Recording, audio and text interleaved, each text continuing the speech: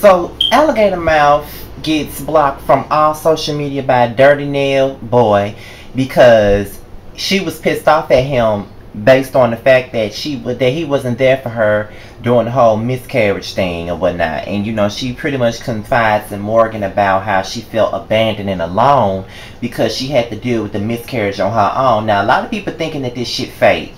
And I really don't think that these bitches would go so far to keep a chick to try to fake a miscarriage and offend all the real women out there that had a damn miscarriage. So I'm gonna hope that Alligator Mouth and Dirty Nail Boy Tell 'em wasn't just making up a miscarriage for the sake of a motherfucking storyline. You know what I'm saying? I would really hope not. And I really do feel bad for Alligator Mouth simply because I do think that she's pretty. I do think that she's dumb as a box of rocks, just like Portia.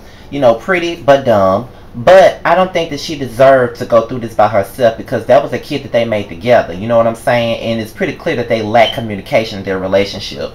And with him blocking her on Instagram and Twitter, that was all the way fucked up. And he knows that it was fucked up. And even in the midst of them sitting down having a conversation together,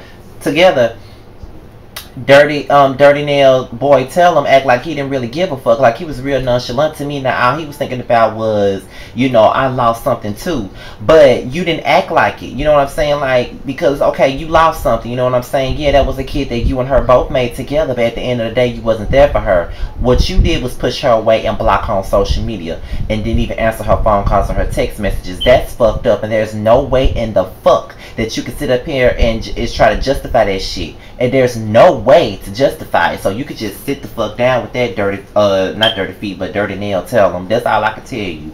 But all I gotta say is I'm just gonna pray for Alligator Face. You know what I'm saying? I really hope that she gets past the whole miscarriage thing because that's that's an iffy subject for any woman to lose a baby. And I really pray that she gets her ass off the show. So Tierra decides that she wants to hook Nikki up after Nikki has been, going ape on bitches about, Molly Mall with his gay looking ass. And so she decides that she wants to hook her up with Lil Fizz. My thing about it is, Lil Fizz already just broke up with the damn 43-year-old looking ass bitch Amanda already for being a cheating ass slore and a thought. Being a Taco Bell thought. So now Tierra thinks that it's a good idea to hook him up with his Dollar General brand ass Barbie doll. And I don't think that it's a good idea simply because I think that Fizz deserves a lot better than Nikki. I mean, there's somebody out there by the name of Scotty who's been single for 4 years and been dating man after man and ain't nothing been going on. But we don't drink the same, type of tea. Like, he drinks Lipton tea and I drink Louisiana tea. It's not the same. He ain't drinking the same type of tea I drink. He don't drink sweet tea. I do. So it is what it is. But I don't think that Fizz needs to be with Nikki's rich spoiled ass. But when they go out on a date by themselves, they seem to be feeling each other. But I don't know. I don't know how the hell this happened. I don't know what the hell made Tierra think that this was a match made in heaven. But we'll see how the fuck it goes. You know what I'm saying? So we get into April and Omarion, and they talk about April's conversation with her mama. And looking at an old picture of her mama and looking at her mom today, it looked like her mama went through a rough time. And it's probably because the cameras are around that she don't want to discuss the situations with her mama. And sometimes, these old school moms don't want to talk about their problems on no show like Love and Hip Hop. If you want to hash out all your mommy issues and take your ass to Eon to fix my motherfucking life, that's what the fuck you need to do, April. But it is what it is. Like, a lot of people's going in on April about that last week, but I wasn't. I just like April because she don't be in no drama and she just cool people to me, so I like her. I can see myself hanging with the bitch.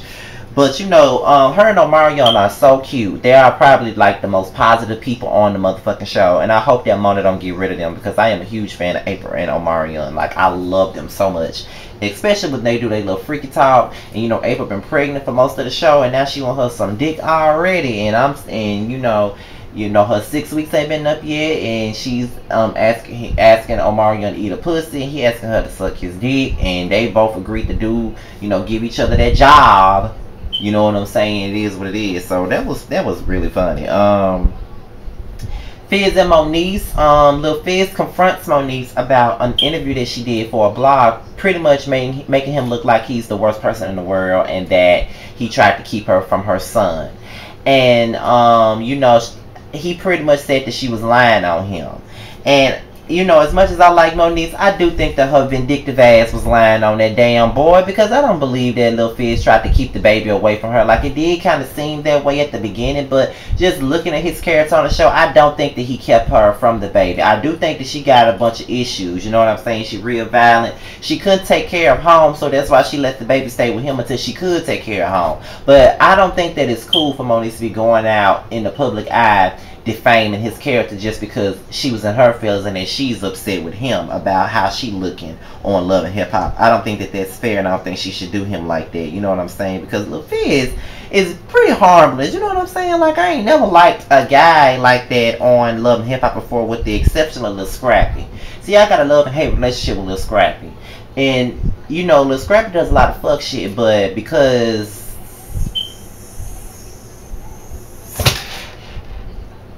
you know, because, you know, he looks, you know, like, let's just put it like this. He's a no good ass motherfucker, just like Forrest from Hollywood Divas is. He ain't got too much of shit, just like Forrest from Hollywood Divas don't. But I still find them the fuck attractive. See, there ain't nobody that, and you know what I'm saying? That is my problem. This is why I ain't got nobody now. I go for motherfuckers like that. The Scrappies and the Frankies and you know what I'm saying? Like, I think I said I said Paula's husband name wrong. It's Forrest, not Frankie. Damn. I go for the Scrappies, the Forrest, probably the damn Stevie J's. Them are the wrong people to go for. You know what I'm saying? The J.R. Smith, people like that. You know what I'm saying? Like, that is wrong. The assholes. That's what I usually go for, and that just ain't cool. But whatever. So Hazel wants to come to Tierra and fix their friendship, which I do think they need to. I like them as friends. As dumb as Squidward was, I do feel like, you know what I'm saying, they need to fix their damn friendship. So, they pretty much hashed out everything, and they pretty much said that they were both wrong in how they handled their relationship. However, I feel like Squidward is doing way too much when it comes to this Young Berg thing. And like Tia was telling her, you're beefing with bitches over a nigga that don't even want you, a nigga that wasn't even your nigga to begin with, and you were fucking up friendships because of that shit. You know what I mean? And you know, she admitted that she did, but she just wanted her friend to be by her side. But she said that she wants to move forward, just like Tierra said she wants to move forward. But the thing about it is, she doesn't want Tierra to work with Young Berg at all. She don't want her to release a song or nothing like that. And just like Tierra Marie said, that's very absurd. Because how you gonna sit up here and tell me not to put out a song that relates to my real life struggle, that is hot to me, that will probably do something for me on iTunes? I might get a little bit of iTunes sales off this shit, and you mean to tell me that you don't want me to bank off my opportunity to use my platform the right way because you got a problem with the motherfucker that wrote the goddamn song? Hazel, have a damn seat, Squidward, and go back to Bikini Bottom and go back in and go back to that house next door to SpongeBob, because you really need to have a seat. Like, for real. Like, you keep on saying that you getting tired of people saying that you stupid over Young Berg. You still stupid over his ass, because you want this bitch to give up a song that sounded hot in the studio, all because of the fact that you want to still be on Young Berg dick. Squidward, bye. So then we get into Ray J or whatever. He comes to Brandy and has a conversation, and Brandy pretty much says that he needs to apologize to Tierra for how he treated her and everything like that. So we get into him in Paris, and he confronts Paris about, you know, their pillow talk and how she goes back and tells Morgan everything that goes on in their damn relationship. The conversation gets heated when Ray J says that he doesn't want to be with her anymore. So then she starts throwing drinks in his face, and then he tells her to stop. The next thing you know, she keeps trying to throw drinks, trying to hit him, and he pushes her ass in the pool. And I just could not believe that he pushed Peasant in the goddamn pool. I'm like, Ray J, did you really push Peasant in the pool? Now, I don't know how to feel about that, because at the end of the day, he didn't put his, you know, he didn't hit her, but he just pushed her ass in the pool. I don't know if that's any better, you know what I'm saying? But he did tell her ass to stop, and she wouldn't stop. He did try to tell her to leave this shit alone and not to be throwing drinks in his face, but she kept doing it.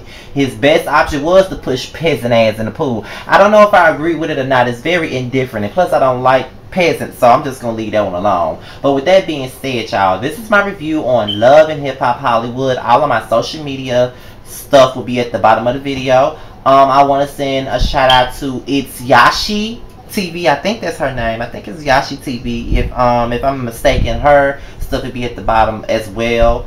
I want to send a special shout out to her. And I think that's it for now. I'm about to go and film my cave and share my life review, and I'll talk to you guys then. I'm out here, y'all. Peace.